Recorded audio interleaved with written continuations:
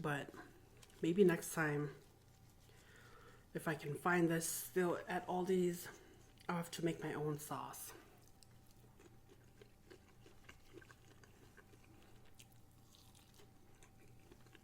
I cooked for about 5 to 6 minutes and it came out pretty good. Anyway, I hope y'all are doing well.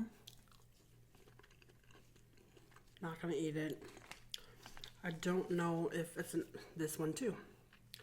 If it's an urban legend that you're not supposed to eat unopened mussels, but I'm not gonna take the chance. For my last bite, I'm just gonna do sausage, shrimp, potato.